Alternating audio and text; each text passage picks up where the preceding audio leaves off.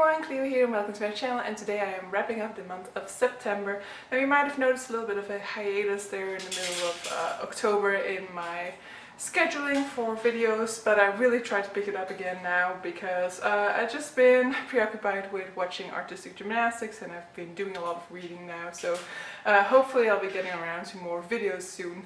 So yeah. Distracting cat tail in my video, but okay.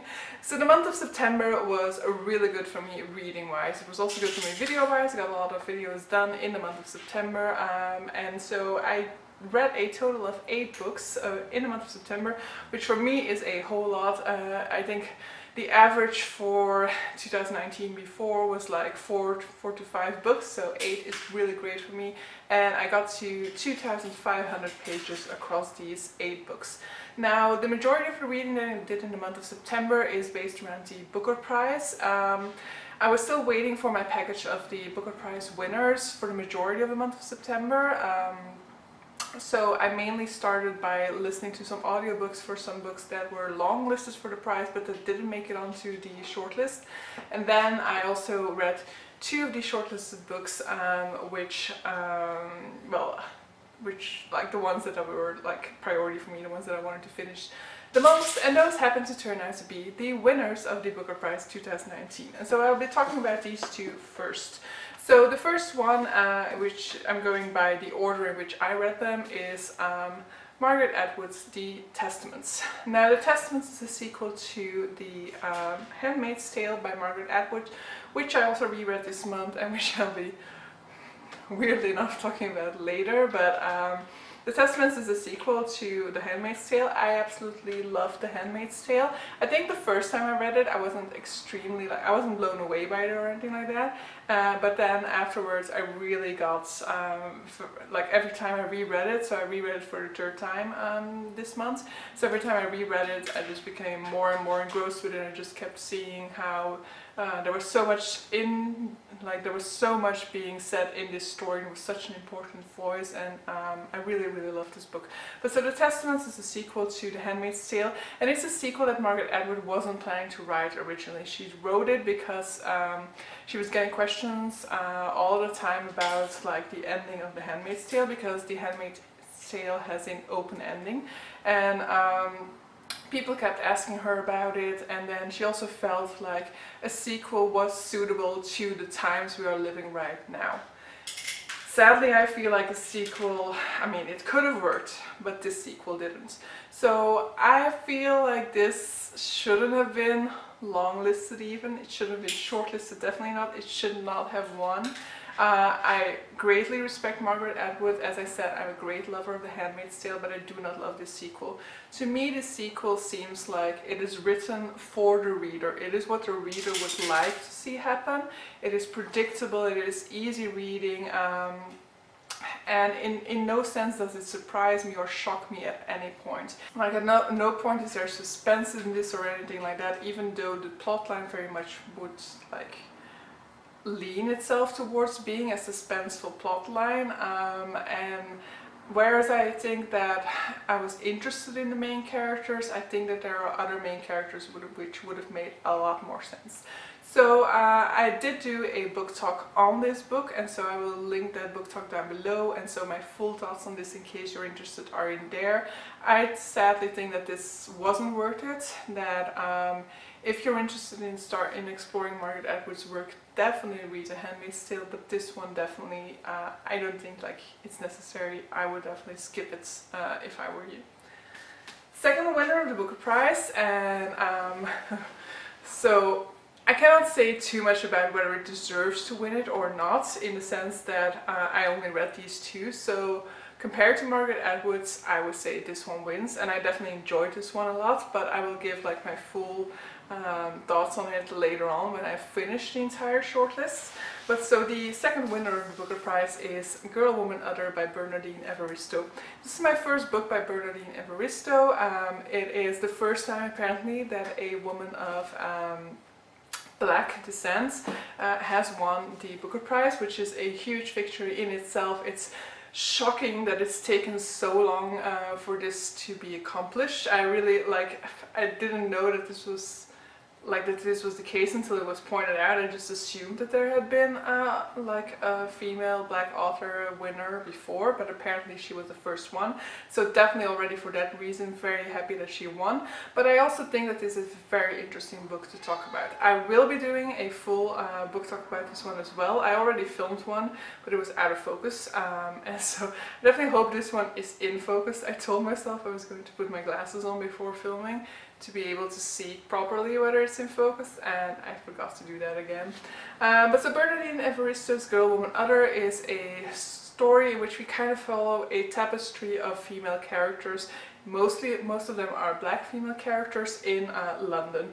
And we follow them across generations, so a lot of the times, so basically how it's structured is you have different parts, and in these parts you follow 3 female perspectives who are in some way tied to each other. A lot of times, like 1 or 2 of the characters, like obviously if there's 1, there's 2. Like a lot of times some of these characters will be related to each other, but there's often also like another perspective in that group, which is a perspective that's had a big impact on them, but that isn't really a relation of any of the other characters. And then as the book gets along, you start to see interconnections between these different groups. So within the group you have interconnections, but then you start seeing that a person from this group has a somewhat connection with a person from another group in this story.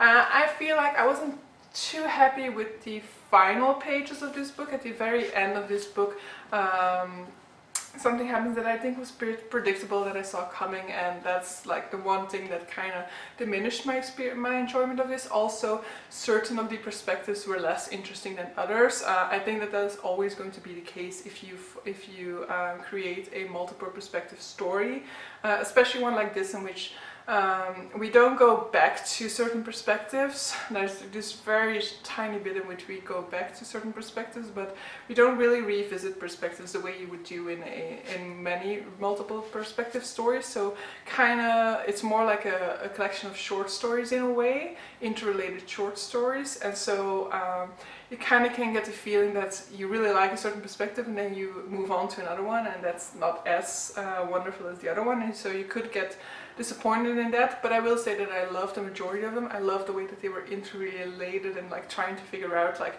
is this character going to come back in a later stage or not. Contrary to what I usually believe, I actually didn't like the final part in which every majority of the perspectives came together. I thought that this didn't really work in this story. I think it gave like the whole a different tone at that point that didn't work as well for me. But overall, I really enjoyed this, and I'm very happy that I got I'm very happy that I read it because of Booker Prize, because I don't think I would have ever read it without the Booker Prize, unless it got like a lot of publicity later on and people would recommend it or anything like that. But I hadn't heard of it before the Booker Prize, and I don't think that just based off of the title I would have picked it up. So this is one of the many reasons that I like going into reading the Booker Prize every year. And then let me revert back to the beginning of the month, because the beginning of the month I actually did a sort of other reading challenge, and that is I read 2 works by the same author. I tried to get a 3rd one in, but that didn't end up happening because I was going to a lecture by this author in my city of Leuven, and that is Jonathan Safran Foer. And I first started by reading his Extremely Loud and Incredibly Close. Now Jonathan Safran Foer was in Leuven to publicize his new book, We Are the Weather. I have the Dutch version now because weirdly enough the Dutch version was out but the English version wasn't yet, so I had to buy the Dutch version if I wanted to have it autographed at that point. I still need to read it and I'll definitely get back to you guys about that one. So Extremely Loud and Incredibly Close is a book by Jonathan Safran Foer on which I did a full book talk as well this month, and I will link that video down below as well. And it's a book about 9/11. It's basically about a boy whose father dies in 9/11 and the way that this boy deals with it. So his father would always leave him sort of like reconnaissance games is what they call it. It's a kind of sort of quest based on clues that he has to solve. And after I think it were already like 2 years past his death, the boy finds the boy accidentally breaks a vase in his father's closet, and inside is an envelope with a key in it and the word black written on it. And that kind of sets him off on an adventure to try and sort out like what is this key a clue to, what does it unlock, how is it related to his father, and things like that. It's a beautiful story. It's also a very interesting story, which also uses like modern techniques, like it interlaces photography a lot of the times, but it also does other things, like there are these pages with only like one line on that, and that will make sense to you when you're reading the story. But so a lot of times there's this like sort of play on the typography. Don't know whether you can see this one. And so it's a very modern book in a sense. You also have pages like this. So, but above all, it is a beautiful story. It is very emotional as well, as you can guess from the subject matter, of course. So it deals with grief a lot, with fathers losing sons, sons losing fathers, in multiple senses, so not just in the story of this boy. If you've seen a movie and you're wondering whether the book is worth it, if you've already known like majority of what the story is about, then I would say definitely also give the book a go. So the typography and things like that is very interesting in a sense, but also the interlacing of different storylines is not as prominent in the movie. I mean, I think they did a good job with it in the movie, but it is definitely an added bonus in the book. So as I said, I already did a book talk on it, so I'm not going to go too deeply into it, but if you're interested in this one, definitely check out that video. And then another one which I also did a book talk on is Eating Animals by Safran Foer.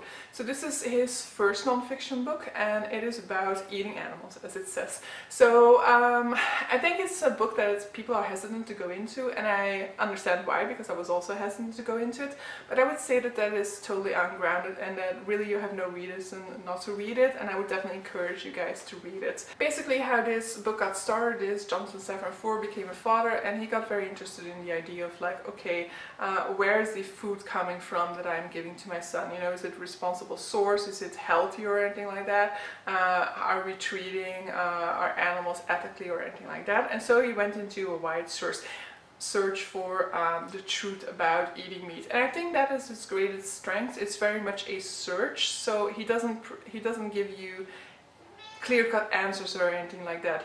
He shows you parts of the answers, he shows you different perspectives, so it's not just a dry rendering of like this and that is what is going on, but he shows you very much like he talks to people from different sides in the industry, gives you their perspective, their testimonials. So this is also from people who are, for example, making a living off of selling meat.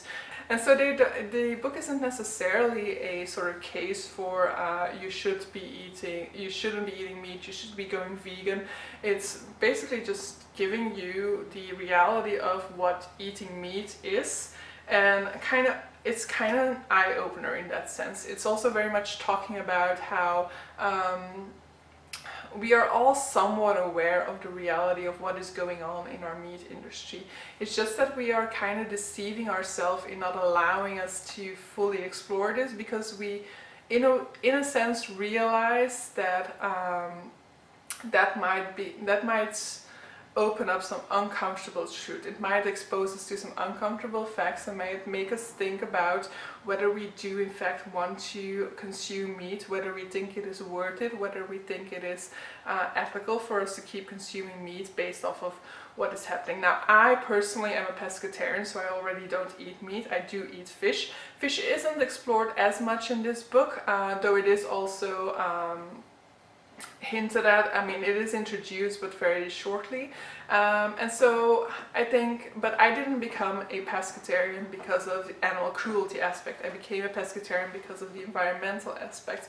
But through the years but throughout this year of being a pescatarian, I have also gotten very close to the animal cruelty aspect of it, and definitely through the reading of this, I've also gotten to see like that it would be difficult for me to return to meat knowing these realities, and I think it's important for us to explore these realities, to not shy away from this truth, to not shy away from this reality just because it makes us uncomfortable.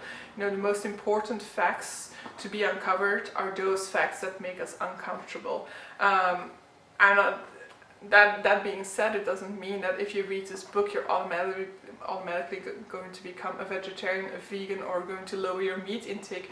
I do know people who've read it and who've felt okay about eating meat afterwards. It's just that this way you at least have had an introduction to the facts of what is the meat that ends up on our plate, what is the reality behind getting it on your plate, and seeing whether you are okay with that reality or not. So I think these are important facts to explore, and I think it's done very well. It's never dry, there's some humor interlaced in with this as well, but in any case it reads as fluently as this fiction work does, and so I think that's a great accomplishment. And so, as I said before, I did a full book talk on this book, so I will link that talk down below in case anybody's interested. So you might notice a day has gone by, but I'm continuing this video because I got interrupted yesterday with some movie plans. But so the next book that I finished in the month of September, well, I'm not going through this in order, but okay, another book that I finished in the month of September is The Handmaid's Tale by Margaret Atwood. Now, I already mentioned that I also read the sequel, The Testaments, this month, and I was pretty much disappointed by this, but this was my second reread for the Handmaid's Tale. Well, I don't want to say the Hunger Games, but so it was my second reread for The Handmaid's Tale by Margaret Atwood, and I have to say that upon each reread I've actually enjoyed this story more. So most people know the story of The Handmaid's Tale, but basically it's set in a sort of imagined society. Margaret Atwood often mentions that it is speculative fiction. It's not a dystopian or anything like that. This isn't something imagined. These are all facts that have at some point in the history of the world taken place in another society, in another time, but these facts have happened. She's just reimagined them in one whole, in a potential story of what could take place in our future. But so we are in the Society of Gilead, which is somewhere in the previous United States territory, and the Society of Gilead is a very conservative society and very oppressive society, and so it's very much in the hands of a few powerful individuals, and very much a society in which you are constantly being watched, constantly being judged, and if your actions are seen to be out of place or seen to be disruptive to the new system that has been placed on this society, then you can find yourself disappearing from one day to the other. And in this society we have certain figures which are called handmaidens. Now these handmaidens are people who have previously shown themselves to be fertile or who are of a fertile age, who are placed in these households of the more prominent people in the society, which are known as the commanders. And basically every time that they are at their most fertile in the lunar cycle, they have to perform a sort of ritual in which they are basically being raped by these commanders in order to create children, and then when they are successful, the child will stay with the commander and his wife, and the handmaiden will pass on to the next commander and see if she can create another baby for this society. So it's very much dealing at the background with problems of fertility, with lowering birth rate, but also with some environmental disasters. This isn't touched on too much, but basically if you are sent away in this society, you have to go to the colonies, and this is a place where they're kind of they're cleaning up after some huge environmental spill or something like that, which is never really mentioned specifically, but it's hinted at. So we're dealing with a society that has seen problems in fertility, problems with environmental impact, and so they're doing everything they can in order to kind of boost fertility again, and that is why these handmaidens are playing such a central role. And we are following one of these handmaidens and seeing the reality of what it is like to be a handmaid in this society, and also having flashbacks to the time when she was being reconditioned to become a handmaiden and the way that this came about. Overall, the story is very much also about the way in which you can still have power within this system. So our main character is called Offred, so she is the handmaiden to her commander, who's called Fred, and that's why she's called Offred. And so this is a clear example of something that Margaret Atwood does a lot in this book, and that is the use of power, the use of language to reflect power structures. So these handmaidens are all renamed, they're given the name of their commander as if they are really a possession, and this renaming kind of changes them in the process, you know, they no longer have their old name, they almost they almost forget their old personality because of it and things like that. And there are many examples of the way in which language plays a role in The Handmaid's Tale, in like re-establishing connection, re-establishing the way that the world works, the way that power flows in this world.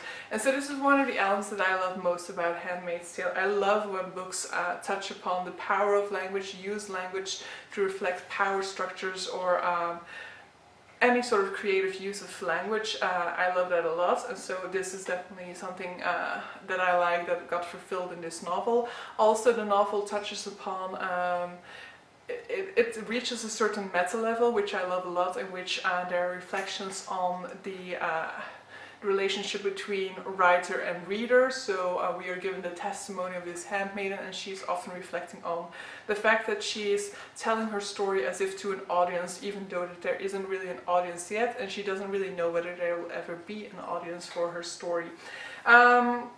But so throughout we see also how Offord is dealing with her situation, how she's trying to get as much power as possible within that situation, because her commander makes certain requests of her. Requests are basically more or less demands, because she cannot refuse them, but because he is requesting her to do something which she shouldn't be doing as a handmaiden, she also gets power over him in a sense, because she gets power to, she could basically oust him. She would oust herself in the process as well, but it gives her some power over him as well. And so we see this kind of this very subtle power maneuvering between the different players in this story.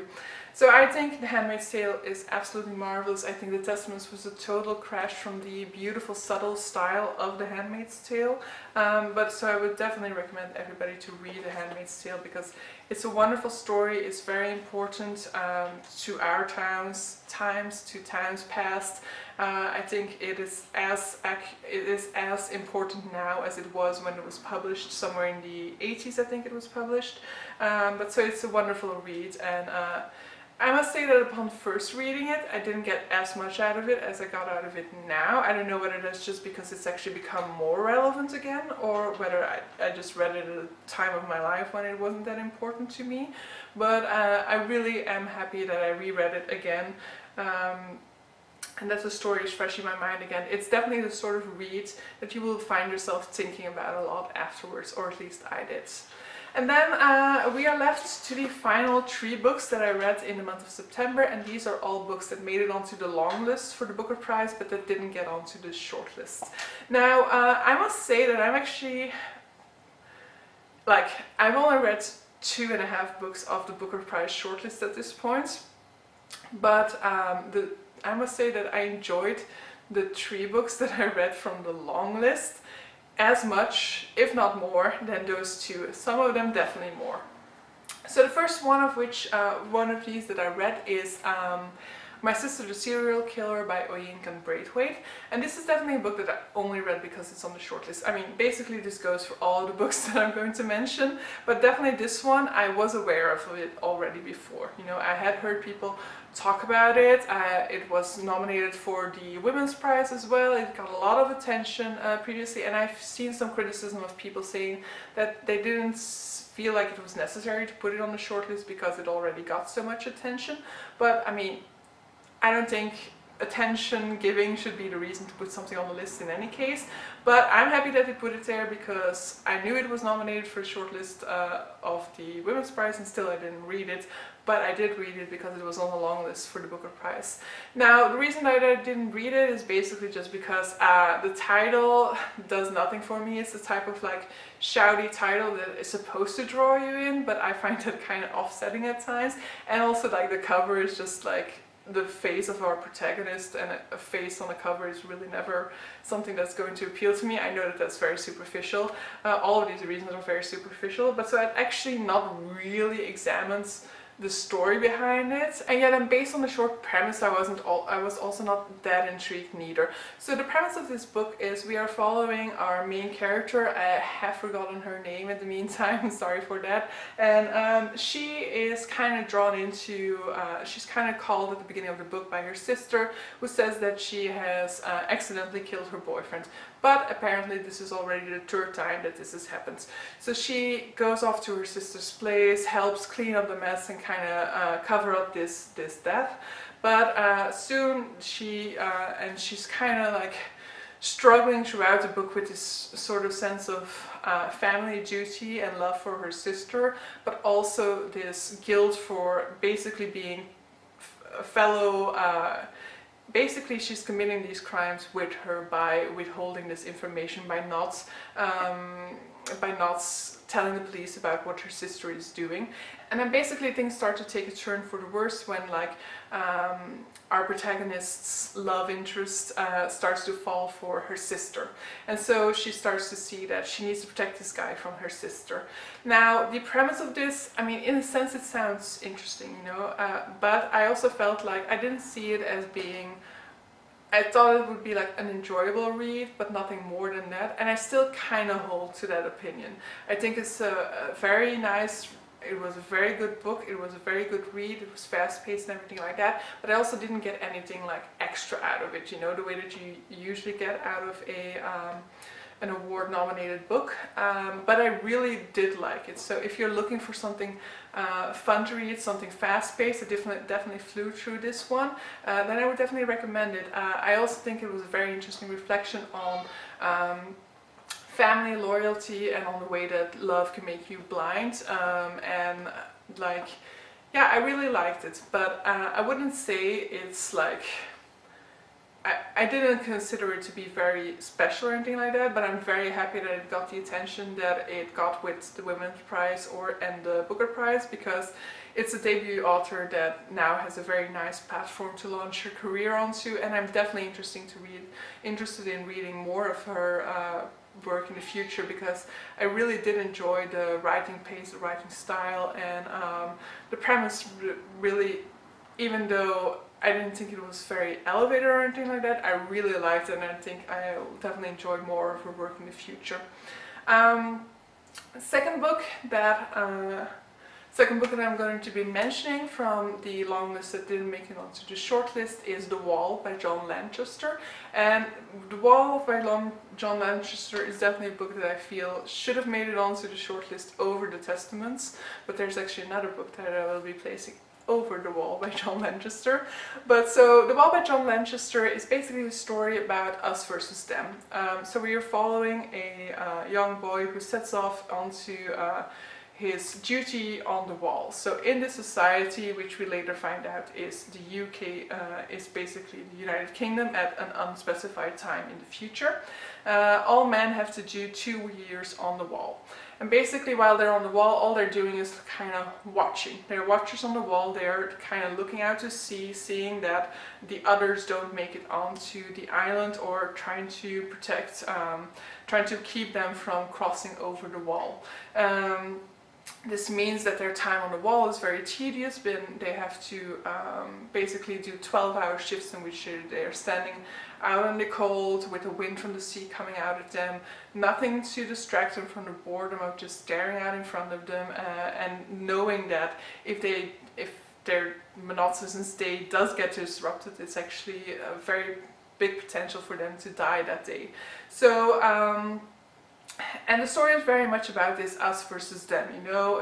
There are these mystical them that are being referred to all of the time, and they are trying to cross over, they are trying to reach the safety of the United Kingdom, and in the past they have done so already, but then at some point they had to put a stop to things and things like that. But overall, this is another story that deals with environmental impact, a way that it is briefly touched upon in the Handmaid's Tale, and also with the lower of birth rate, like the Handmaid's Tale does. And I feel like as a whole, since this shortlist is about the Testaments and not about the Handmaid's Tale, The Wall does a much better better work at representing these two important themes in our times versus the Testaments. So The Wall, I really enjoyed this book. I think I really enjoyed like the first 60% or something of this book, and then we kind of changed scenery, and that part for me was not as well established as the first part of it, but I really enjoyed this read and I would definitely recommend it. I think it was very atmospheric, it had some very interesting to say. What I definitely felt interesting was it kind of really went into like the strange relationship between the generation before our protagonist's generation, so the generation of his parents and his generation. As in, it is very much a strained relationship of feeling like the generation of his parents could have done something to prevent this environmental catastrophe from happening, you know. They knew it was there, they could have done something. So it's very much in that sense an imagining of what our world will be like the next generation, you know. You know, we are very much aware of the fact that we could do lasting damage to our environment, that it could be possible that in a couple of years, maybe in a couple of decades, maybe even a couple of years, we won't be able to reverse the effects of the damage we are doing to our environment. And this is very much looking at the reality of the time when we are past that point, but also the relationship of the people who will be born in that society to the people who could have prevented their reality, you know. The people who could have prevented this, they don't have to serve time on the wall, they don't know what it's like to serve time on the wall, so you get this sort of inability to understand each other between these different generations. And I thought that it was very well done and it was very interesting to look at. But yeah, overall I would say I really enjoyed The Wall, and I definitely think that it was better than the Testaments, and it deserved a place on the shortlist more than the Testaments did. But I will definitely say that about the next book. So the final book for me to talk about is Lanny by Max Porter, and it was actually the book on the long list shortlist, the one book that, apart from the Testaments, that was really on my radar already. So I had already seen a lot of people kind of praise it or haul it, and it didn't necessarily sound interesting, because I'm going to tell you there's not really an interesting premise to give for this book, but I knew that people were really loving it, and the previous book by this author, Grief is the Thing with Feathers, has also been praised a lot. But so I cannot give a lot about Lanny, because it's just a difficult premise to sell, because there are things happening, but those things are happening later on in the book, so it's a spoiler to mention them. And it's just very difficult to give you anything except it's beautiful. It's beautiful. It's absolutely beautiful. So it's a story in which we follow this kind of young couple and their son Lanny, who've moved into this kind of small town, and they're very much kind of like big city people moving to the small town in the UK. And it's very much also about prejudices between the people from the small town and the people moving into. You know, it's very much this idea of they're just coming here with their big city ideals, and they want to change our world, and who are they to come here? Why don't they just stay where they are? It's very much also a us-them feeling in that sense. So this is also something deeply reflected in this book. And then they have this son called Lanny, and Lanny is somewhat of he's a weird child. He's kind of like a child that seems to be stuck in the fairy world a little bit, you know. He's very much in touch with nature and with the mysterious. But that is really about all that I can say about the premise of this book, because the rest of it you just have to explore, but it's just told in such a beautiful way. So we get a lot of times, so I listen to the audiobook first of all. I think you can go both routes, but I think what would probably be best is listening to the audiobook while having the physical copy with you.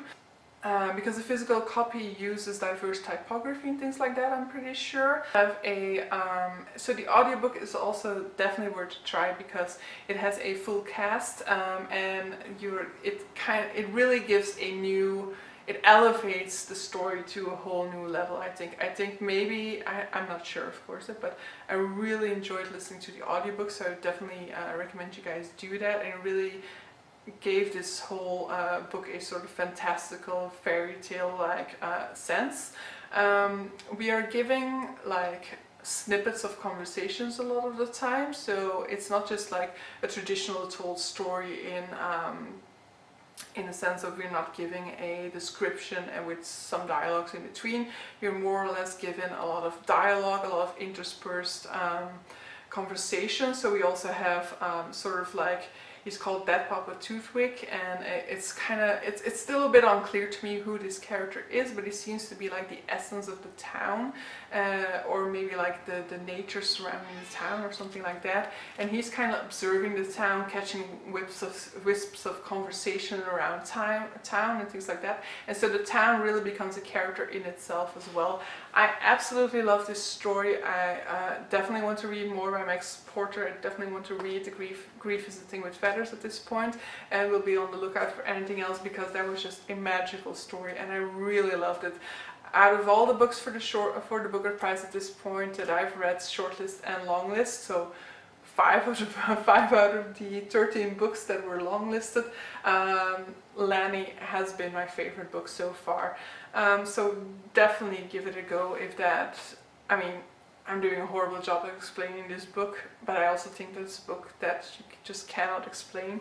But I really loved it. I absolutely loved it, and please read it. So these were all the books that I read in September. Definitely let me know down below if you've read any of them, what your thoughts were about them. If you're interested in any of these books, definitely let me know down below as well. And yeah, see you guys for the next one. I don't have a fixed scheduling I don't have a fixed posting schedule. It's been clear for the past week and a half or something like that. I film whenever and I post whenever. I'm sorry. I try to be more consistent, but I'm failing so far. So see you guys for the next one. Bye.